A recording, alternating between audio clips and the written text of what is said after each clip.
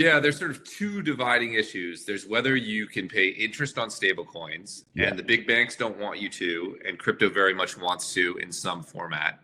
And then there's question about how liability plays through to developers in the DeFi ecosystem, which crypto wants reasonable sort of First Amendment style protections. Yeah. And part of the Democratic wing wants more responsibility and legal liability. And those are the two big challenges.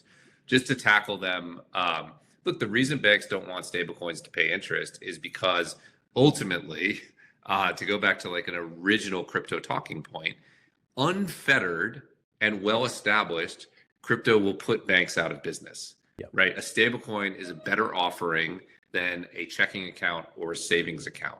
And so they're very afraid of this. Now, this won't happen overnight. It'll happen over a decade or two, but they can see that coming pretty clearly. And that's why they're fighting against it. Ultimately, my view there is that crypto will win. The analogy I like to make is to Uber or Airbnb, which were both basically illegal, but people wanted them so much that the regulations eventually bent to them. I think the question with the Clarity Act is, will we bend to them now, right? Is the retail demand and the crypto demand enough to unlock interest now? Or do banks sort of hold them off for another couple of years? I actually think that's what's at stake.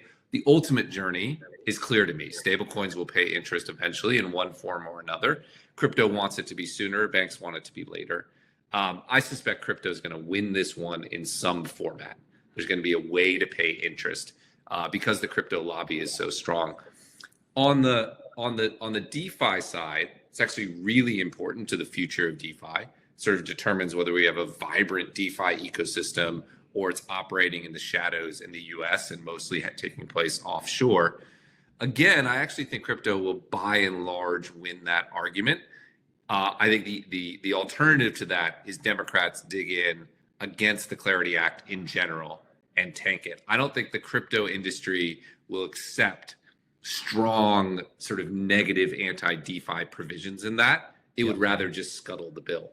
So I think that's what we're going to see. I'm feeling optimistic about Clarity in general. It won't be a perfect bill, but I think we'll get some form of interest payment. I think we'll get enough DeFi protections to continue to build. And I do actually think it will make it through, but it's not, it's DC, to go back to that. There is still uncertainty. If you don't mind, I just want to hop on that. I love your Uber analogy there, and I do, by and large, share your optimism. But going back to that Uber analogy, I think the taxi lobby, for instance, back in the day in the various countries that Uber was sort of operating in the shadows for a while before it became fully legal and regulated, in my mind, they didn't have $100 billion of annual profits a year with which to lobby the governments, right? If you look at the top 5 US banks now, they have, I think, together about $100 billion of profits. They argue it's an existential threat to them. I don't necessarily see it that way. Cry me a river, you make $100 billion a year and let people have stablecoin yields. But is that more of an existential threat for crypto, for instance? Do you see a scenario where they use that power, lobbying power and financial power to essentially just derail this indefinitely?